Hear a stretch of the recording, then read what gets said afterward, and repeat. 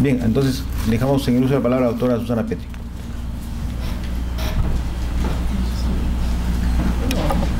¿O me bajo?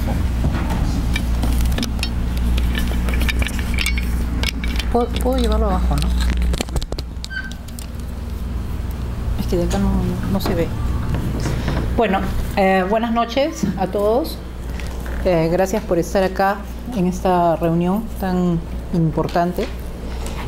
A mí me tocó hablar sobre los 25 años del Centro Nuclear de Warangal, ¿no? El centro nuclear que todos conocemos como el Warangal y cuyo nombre es Óscar Miro Quesada de la Guerra.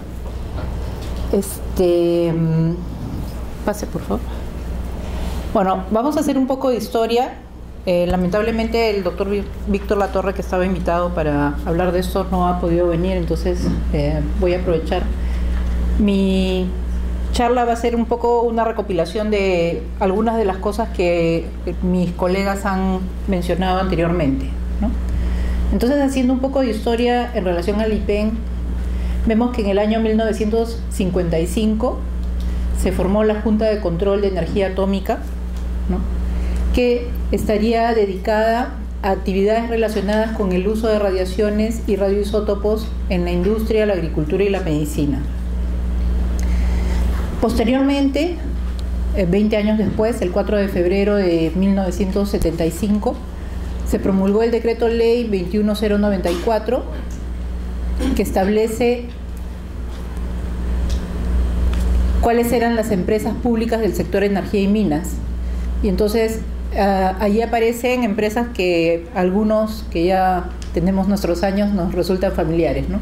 Minero Perú, Petro Perú, Electro Perú. Y las instituciones públicas también del sector energía y minas, que eran el Instituto Científico y Tecnológico Minero, el Instituto de Investigaciones Energéticas y Servicios de Ingeniería Eléctrica, el Instituto de Geología y Minería, el Registro Público de Minería y el Instituto Peruano de Energía Nuclear. Entonces, en el año 75 aparece el Instituto Peruano de Energía Nuclear, reemplazando a la Junta de Control de Energía Atómica. De acuerdo con esta ley, el Instituto Peruano de Energía Nuclear, o IPEN, ¿no es cierto?, sería el encargado de promover, coordinar y controlar el desarrollo de la energía nuclear y sus aplicaciones en el país. Vale la pena mencionar que para 1975 ya otros países en América Latina tenían reactores nucleares. Argentina, Brasil, Colombia, México, Venezuela y Chile ya tenían sus reactores nucleares. Y también se hace mención generalmente de que precisamente el hecho de que Chile tuviera 2 reactores nucleares fue uno de los incentivos para que el gobierno militar de aquella época pues se animara a poner un poco de énfasis en el desarrollo de la energía nuclear acá en el país. De otra forma, probablemente hasta ahorita no lo tendríamos, ¿no? En 1976 se proyectó entonces la construcción y puesta en funcionamiento del Centro Nuclear de Investigaciones del Perú, conocido como CNIP, ¿no?, con un reactor que se le encargó a la Comisión Nacional de Energía Atómica de Argentina. Y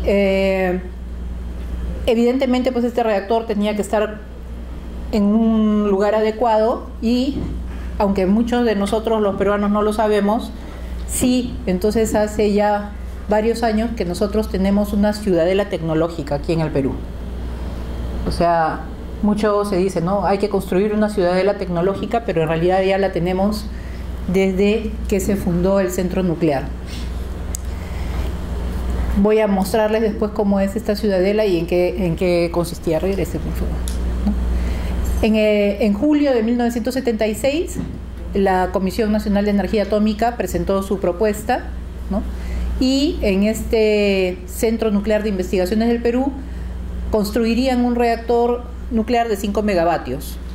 Pero al gobierno peruano no le pareció que era suficiente, entonces pidieron modificar la propuesta y se cambió a un reactor de 10 megavatios, que es el que el doctor Agustín Zúñiga ha explicado y ha mostrado, ¿no? El 5 de noviembre de 1977 se firmaron, con la anuencia de los respectivos gobiernos, se firmó el contrato por parte del presidente del IPEN, en aquella época Juan Barreda Delgado, y el presidente de la Comisión Nacional de Energía Atómica de Argentina, Carlos Castro Madero. ¿Qué cosa es lo bueno, lo interesante que tuvo esta propuesta? Y que, digamos, de alguna manera responde las preguntas que acaban de hacerle a la magíster en relación a por qué no se ha desarrollado, por ejemplo, ciertas tecnologías siendo necesarias aquí para el país. Lo interesante aquí en este proyecto era que había una voluntad de transferencia tecnológica. Y eso es lo que nosotros, los científicos y los ingenieros y los tecnólogos, tienen que velar siempre que ocurra. O sea, no debemos comprar tecnología, porque eso nos hace dependientes, ¿no? En este caso, el proyecto tenía todas las componentes necesarias para que hubiera la transferencia tecnológica. Y evidentemente, una componente importante es la capacitación del personal, ¿no? Entonces, el personal peruano, muchos de ellos todavía presentes y todavía trabajando en el IPEC, se capacitaron participando en el proyecto desde la desde el comienzo, ¿no? el proyecto conceptual hasta la puesta en marcha e inclusive actualmente, ¿no? O sea, es personal altamente capacitado, que no solamente se capacitó en aquel entonces, sino que a lo largo de los años han participado en cientos de horas y cientos de campañas de capacitación en diferentes partes del mundo. Y ese es un valor importantísimo, ¿no? Que probablemente sea el valor más grande que tiene el IPEN en este momento. El 19 de mayo de 1977, entonces se suscribió el contrato por el cual la Comisión Nacional de Energía Atómica le prestaba al IPEN, ¿no? Le daba en calidad de préstamo por 18 meses el RP0 que mencionó Agustín Zúñiga y que está aquí abajo. Este préstamo era precisamente con la intención de capacitar al personal, y terminados esos 18 meses de préstamo, entonces el Perú tenía que pagar el reactor y ya para poder quedarse con él, ¿no?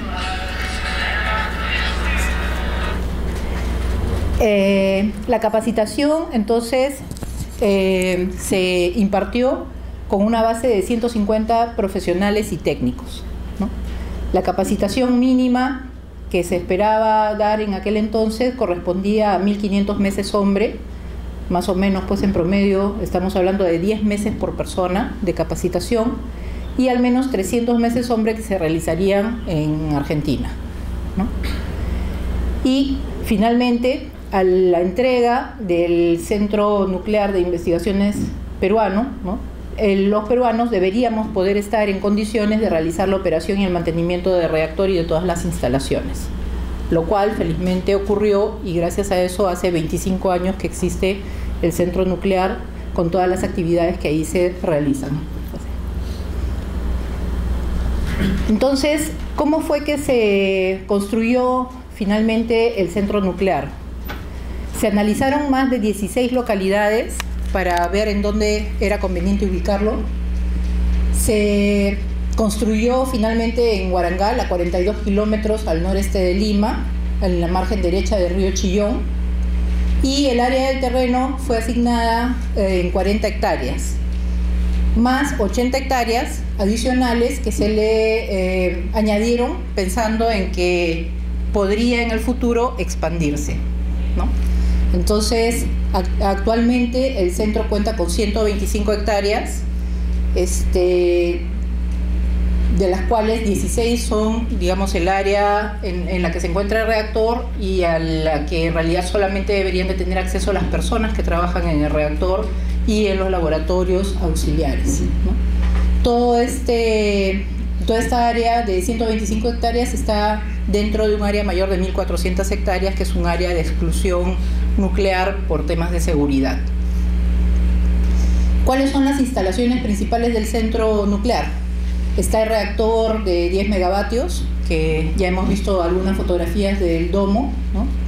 los laboratorios auxiliares, que son los edificios que están a los costados, que tienen aproximadamente 3.000 metros cuadrados de área, distribuidos en 3 pisos, la planta de producción de radioisótopos de 2.500 metros cuadrados, los laboratorios del Centro Nacional de Protección Radiológica, que tienen 2.000 metros cuadrados y que actualmente ha sido parcialmente reemplazado por el laboratorio secundario de calibraciones dosimétricas, que es de reciente edificación, y además la planta de tratamiento de residuos radioactivos, que es muy importante porque cumple una función, como acaba de indicar la magíster, las fuentes en desuso, la magíster Villanueva, las fuentes en desuso no se pueden quedar en cualquier sitio, ¿no es cierto? Las fuentes que ya dejan de utilizarse tienen que ir a algún lugar, y precisamente la planta de tratamiento de residuos radioactivos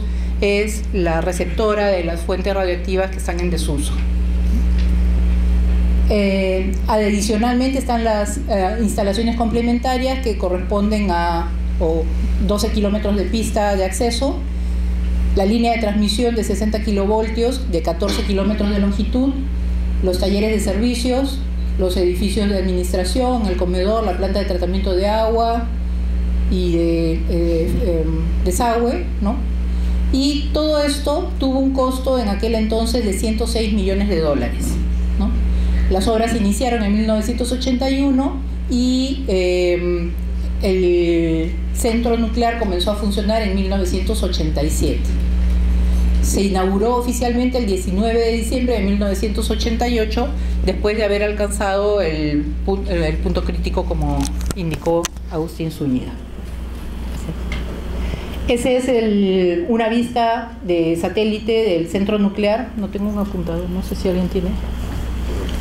Mi apuntador lo presté la vez pasada y se lo quedaron. Pero... ¿Aquí está?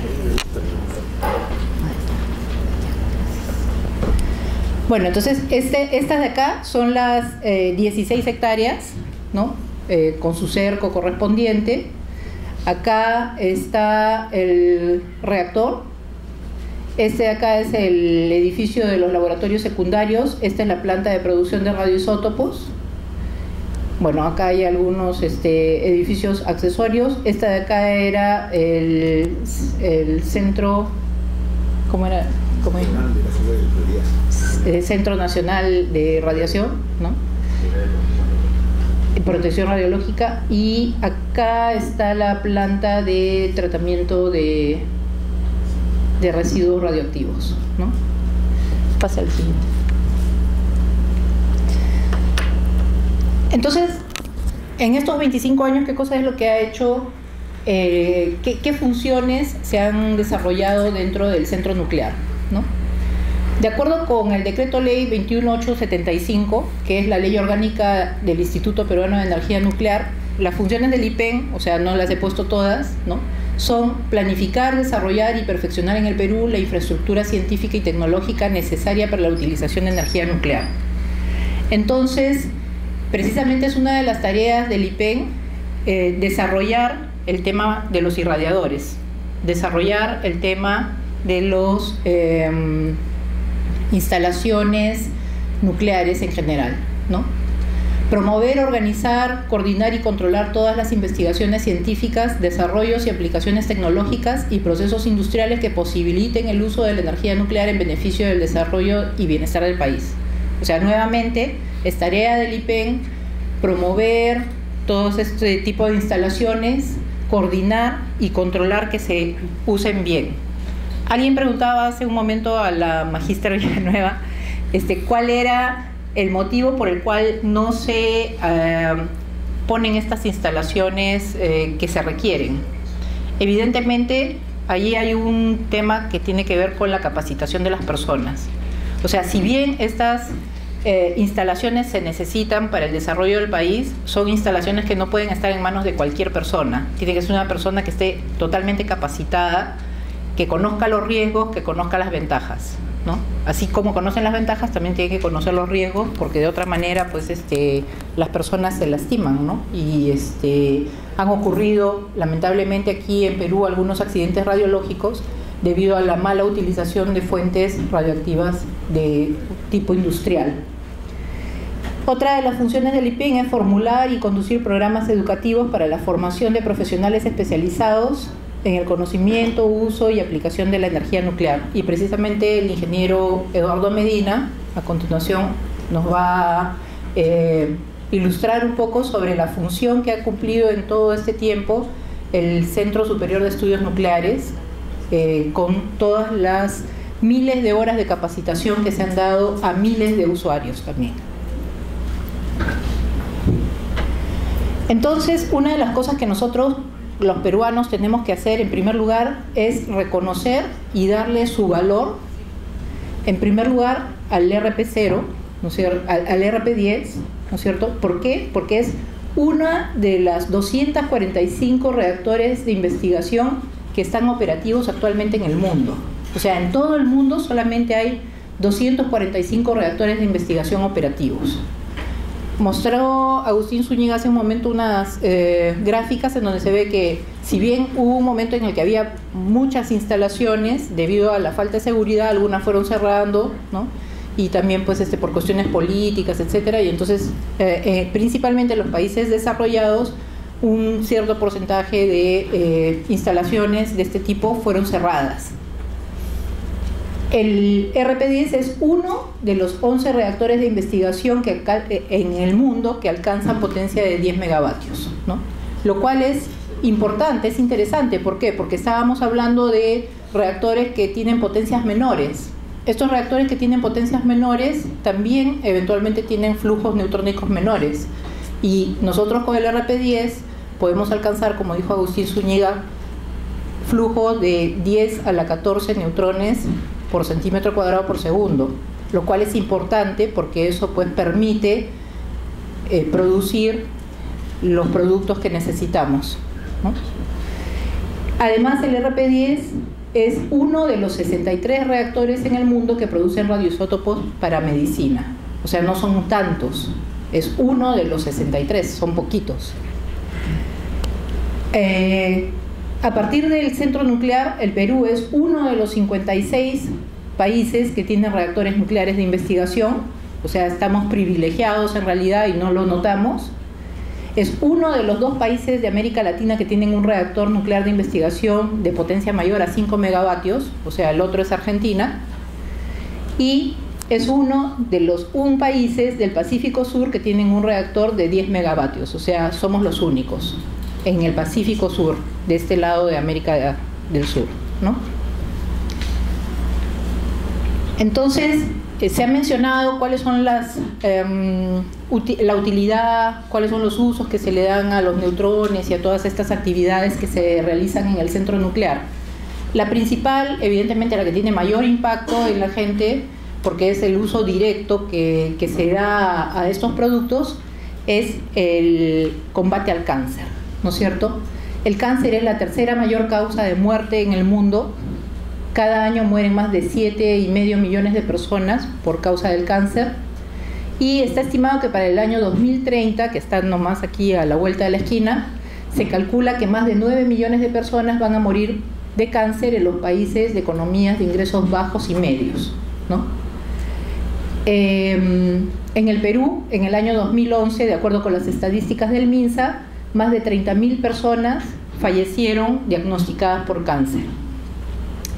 En los países como el Perú, más del 70% de los casos fatales de cáncer en realidad no hubiesen sido fatales si se hubiesen tratado oportunamente y diagnosticado evidentemente también oportunamente, ¿no? Y el 90% de los procedimientos de detección de cáncer utilizan el tecnesio 99, que es uno de los productos que nosotros tenemos. Y a nivel mundial se utilizan más de 200 tipos de radiofármacos en más de 10.000 hospitales en todo el mundo. Entonces vemos que en realidad tenemos... Una pregunta, por ignorante. En Guarangal, ¿en qué formas van los pacientes o cómo ustedes los mandan a los hospitales? ¿Me puede dar esa idea? No, o sea, nosotros producimos los radioisótopos que se despachan hacia los hospitales en donde se hacen los procedimientos, claro. Ya, Entonces vemos cómo, digamos, la primera línea de combate del cáncer, en la primera línea de combate del cáncer está el IPEN, ¿no?, en el Perú. Pase a la siguiente. Y entonces cumplimos con nuestras funciones de planificar, desarrollar, promover, organizar. ¿Por qué? Porque además de producir radioisótopos, producimos yodo, producimos tecnecio, producimos samario, y aquí nosotros observamos cuáles son los tiempos de vida media que tienen estos radioisótopos. Y entonces algunos de ellos, por ejemplo como el tecnecio 99, no pueden ser importados, porque el tiempo de viaje, en el tiempo de viaje nomás la mitad, nos quedaría la mitad del material inicial, ¿no? Pasa al siguiente. Aparte de eso, en el IPEN, decía, una de las fortalezas más grandes del IPEN y que hay que poner en valor y que hay que reconocerla es el personal, que está altamente calificado y por lo tanto son capaces de investigar, son capaces de producir cosas nuevas, y entonces el IPEN obtuvo una patente, la primera patente que obtuvo por la síntesis del clorhidrato de 2-metilalilamina, ¿no?, que es un producto que se utiliza como materia prima para el diagnóstico del infarto al miocardio, y que era pues secreto industrial de la firma que lo producía, cómo era que lo producían, y entonces el IPEN pudo evidentemente no copiar la forma como ellos lo producían, sino que hizo su propio método de producción y lo patentó.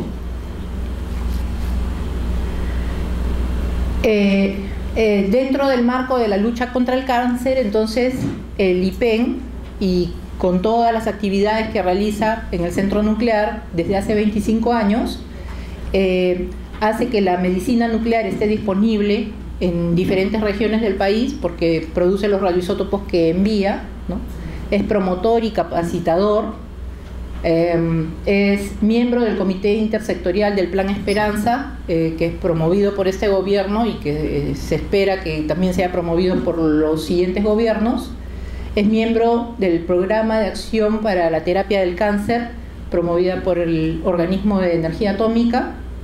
En mayo de este año debe llegar una misión integrada del PAC, IMPAC, y además, como comentó el ingeniero Castro en la primera charla de la tarde, el IPEN está promoviendo, ¿no?, la instalación de un ciclotrón propio, y está apoyando en la instalación del ciclotrón de salud, ¿no? Aparte hay toda una serie de proyectos que hacen pues que el IPEN verdaderamente esté a la cabeza de la lucha contra el cáncer. Entonces, en el área de salud, el IPEN va a trabajar entre el 2014 y el 2015 proyectos con el Organismo de Energía Atómica, y tenemos proyectos nacionales y proyectos regionales. En el área de salud tenemos como proyecto nacional el mejoramiento de las capacidades nacionales para tratar pacientes con quemaduras, lesiones y condiciones de politraumatismo a través de la aplicación de tejidos irradiados. Sobre este tema, Emma Castro me parece que ha hecho una exposición durante el ESI, ¿no? Luego tenemos un proyecto regional en apoyo al desarrollo de radiofármacos terapéuticos producidos regionalmente para terapia de cáncer a través de intercambio de capacidades, conocimientos, mejora de instalaciones, entrenamiento y trabajo en redes regionales. Tenemos otro proyecto regional de apoyo al diagnóstico y tratamiento de tumores en pacientes pediátricos, y otro proyecto regional de fortalecimiento de las capacidades de los recursos humanos en radioterapia. Entonces el IPEN evidentemente trata, a pesar de los obstáculos que pueda tener, de cumplir con su rol o con todos los roles que tiene de acuerdo con la ley. Precisamente debido a que hay ciertos, estábamos viendo que el tecnecio, por ejemplo, que tiene 6 horas de vida media, no puede pues ser trasladado a ciertos lugares en donde no es fácil trasladarse, y precisamente por eso entonces los técnicos y los profesionales del IPEN están trabajando en el diseño de un prototipo de generador de tecnecio con el cual uno puede transportar el molibdeno hasta cierto lugar y luego hacer el producto de tecnecio en el lugar, in situ, ¿no? Son equipos fáciles de transportar, de bajo costo y que en realidad pues, son muy útiles para la gente que está lejos de Lima principalmente, ¿no? La siguiente. Y la propuesta entonces es desarrollar un generador de bajo costo que permita la descentralización de la medicina nuclear con inclusión social. Otro de los proyectos que hay es la obtención de cobre 64 en el reactor nuclear RP10 en lugar de obtenerlo en un ciclotrón. El ingeniero Castro mencionó también pues, que uno de los radioisótopos que se generan en los ciclotrones es el cobre 64, pero necesita pues, hacerse un trabajo con blancos sólidos, etcétera, que no es tan sencillo, es un poco costoso y aparentemente entonces en el reactor se podría producir considerando que tiene una vida media de 12 horas, ¿no? Se podría después pasar al MINSA que implemente todos los centros de medicina nuclear con la tecnología de PET-SCAN, ¿no? O sea, tomógrafos PET. Pasa a la siguiente. Adicionalmente, en el centro nuclear están los laboratorios de investigación y desarrollo. Principalmente mencionaron también el laboratorio de activación neutrónica. El laboratorio de activación neutrónica es un laboratorio muy importante porque para poder hacer activación neutrónica evidentemente se necesita un reactor y no todos, y se necesita un reactor que tenga un flujo de neutrones suficientemente alto como para poder realizar la activación. Y entonces para nosotros es muy importante este laboratorio que en todas las intercalibraciones que ha hecho con laboratorios de todas partes del mundo ha quedado demostrado de que en realidad sus resultados son totalmente confiables. Pase al siguiente. Aquí en el laboratorio de activación neutrónica, uno de los trabajos que generalmente realizan son los proyectos de arqueometría, ¿no? Analizando por activación neutrónica objetos cerámicos, ¿no? Para lo cual se necesita normalmente extraer una pequeña cantidad de muestra, pero evidentemente pues a los arqueólogos no les gusta que uno esté sacándole un pequeño pedazo a sus piezas de cerámica y entonces han estado trabajando en los últimos años en una metodología que ha sido ya discutida y aceptada en laboratorios de diferentes partes del mundo, ¿no? Cómo poder hacer las mediciones en cerámicos enteros sin extraer la muestra, ¿no? Pase a la siguiente. Pase a la siguiente. Pase a la siguiente. Bueno, entonces aquí el proyecto finalmente fue publicado en el año 2012, ¿no? Como análisis por activación neutrónica de artefactos arqueológicos utilizando método convencional, ¿no? Entonces, y aquí también utilizando muestras grandes, ¿no? O enteras. Adicionalmente, el IPEN también, con sus técnicos y su personal, desarrolla proyectos de instrumentación. En este caso, han desarrollado un espectrómetro de alta resolución, de alta resolución y de bajo costo, lo cual es muy importante, ¿no? Porque adicionalmente a este proyecto también han desarrollado, por ejemplo, instrumentación para tomar en tiempo real las características del agua, del aire, ¿no? Y que esto sea transmitido a través de un teléfono celular. También han desarrollado un equipo para medir la cantidad de radón que hay en el aire. La cantidad de radón que hay en el aire es algo que es muy importante monitorear, principalmente en la sierra y en las minas. ¿Por qué? Porque la gente en la sierra normalmente vive en casas de adobe, ¿no? Y el adobe está demostrado por las mediciones que es un gran emisor de radón. Entonces, si uno en la sierra va a vivir en una casa pequeñita, con ventanas pequeñitas siempre cerradas, con puerta chiquita que también siempre está cerrada, entonces el interior de la casa está totalmente saturado de radón. y el radón produce cáncer de pulmón, ¿no es cierto? Entonces, probablemente muchos de los casos de cáncer de pulmón que se reportan se deban al radón en las casas más que a un tema, digamos, de ocupacional, ¿no? Pasa al siguiente. Pasa al siguiente.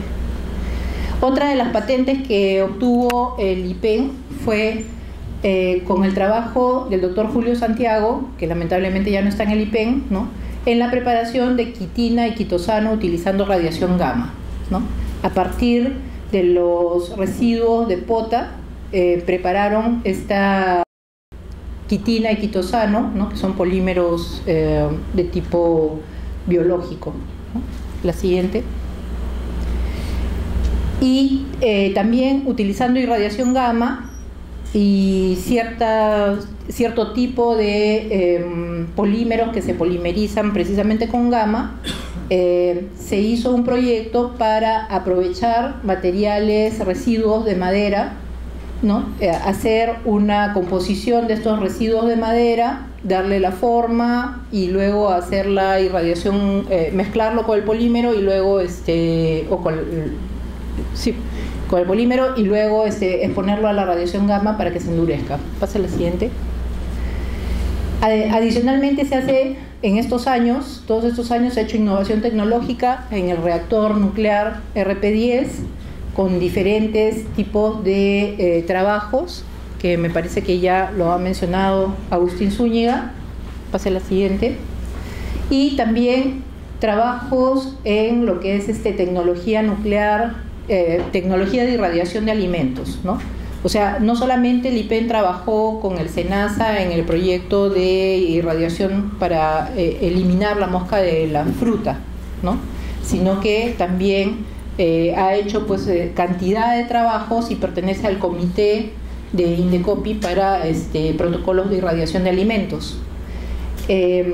Entre otros éxitos que ha tenido el IPEN en estos 25 años está la obtención de una cebada mejorada a partir de la irradiación, ¿no? O sea, no es un transgénico, sino que es una modificación que se le hace por la irradiación. Alguien mencionó el tema del mosquito del dengue, ¿no?, el Aedes aegypti, que por qué no se podía utilizar esta tecnología del macho estéril para erradicar al mosquito del dengue. Esa es una buena pregunta que en realidad tiene una respuesta sencilla, ¿no? La ingeniera, la magíster Villanueva mencionó que en el caso de la mosca de la fruta irradian 60 millones, ¿cuántos millones? De huevos en cada batch. La capacidad del irradiador es de 40 millones. 40 millones, ¿no es cierto? Y cuando liberan las moscas en el sitio, ¿cuántas moscas más o menos promedio liberan? 2.000 moscas por hectárea aproximadamente. 2.000 moscas por hectárea, ¿no es cierto? Depende de los especialistas del área y de la cantidad de moscas. Claro. Entonces, imagínense en el caso de la Aedes aegypti, o sea, la idea no es matar al mosquito con la irradiación, la idea es hacerlo estéril, cosa de que al momento en que copula con la hembra, en realidad pues no van a procrear, ¿no es cierto? Ya, en este caso, imagínense pues lo que sería liberar millones de mosquitos en una población, ¿no? O sea, sencillamente la gente no va a tolerar que le llenen pues su casa de mosquitos para que estos mosquitos irradiados pues compitan con los mosquitos que no están irradiados para poder copular con las hembras, ¿no? Entonces ese es uno de los motivos que hace que sea un poco difícil en el caso de la Aedes aegypti el uso de esta técnica, ¿no? Imagínese su casa pues saturada de mosquitos, ¿no? No sé quién va a entrar. Pase a la siguiente. En el tema de innovación tecnológica, el ingeniero Carlos Sebastián se ha explayado bastante en el uso de la tecnología nuclear en minería, industria e hidrología, entonces no voy a repetir. Pase a la siguiente, ¿no? Igual en el caso de hidrología, para el estudio de los recursos hídricos en diferentes casos, ¿no? Inclusive el doctor Montoya también me parece que ha mencionado el tema. Pase a la siguiente. Y entonces, entre los proyectos regionales del 2014, en los cuales va a participar el IPEN en relación a estos temas, tenemos el mejoramiento de estrategias y conservación de los recursos de suelo y agua a nivel de cuencas usando isótopos estables y técnicas relacionadas, ¿no? Incremento de las aplicaciones comerciales de los aceleradores de electrones y de los rayos X para el procesamiento de alimentos, y desarrollo de recursos humanos y apoyo a la tecnología nuclear en las áreas relacionadas con el mejoramiento de cereales, ¿no? En todos estos proyectos está participando el IPEN con su personal, ¿no? En el año 2010 el personal del IPEN participó y invitados también de otras instituciones como SENASA, el INEN y diferentes otras universidades o instituciones, IMARP, etcétera, participaron en más de 150 becas, ¿no? O sea, capacitaciones en diferentes partes del mundo a través del Organismo de Energía Atómica. Lo mismo en el año 2012, ¿no? En el año 2013 todavía no terminé de contar. Pase la siguiente. Y resultado de todas estas investigaciones, tenemos pues el incremento de publicaciones científicas originales en revistas indexadas internacionales, ¿no? Que en el año 74, cuando comenzó a funcionar el centro nuclear, vemos que entre el 74 y el 83 en realidad no hubieron publicaciones, porque evidentemente pues recién se estaba comenzando a trabajar, y poco a poco ha ido incrementándose hasta que entre el año 2004 y el 2013 se ha obtenido o se ha podido publicar más de 53 artículos en revistas internacionales arbitradas e indexadas, ¿no? Creo que ahí termina. Quería, bueno, antes que aplauda, no, quería agradecerles y quería también agradecer la gran acogida que ha tenido el programa que lanzamos para prácticas preprofesionales, ¿no? Como se ha mencionado en diferentes momentos a lo largo de la charla, en realidad pues han pasado 25 años. Estos 25 años de conocimiento no se deben perder, y entonces se necesita relevo para las personas que ya poco a poco se van a ir alejando. Y entonces necesitamos que entren jóvenes que tengan pues la capacidad suficiente, ¿no? El interés necesario también, y la vocación, ¿no? De servicio, porque en realidad aquí lo que se cultiva principalmente es la vocación de servicio, ¿no? Porque como ustedes verán, todos los trabajos que se realizan con vocación de desarrollo y servicio del país. Entonces, agradecerles la acogida que ha tenido, y que en realidad pues, vamos a tratar de captar a los mejores estudiantes para que vengan a trabajar acá al IPEN y que podamos seguir adelante por 25 años más. Gracias.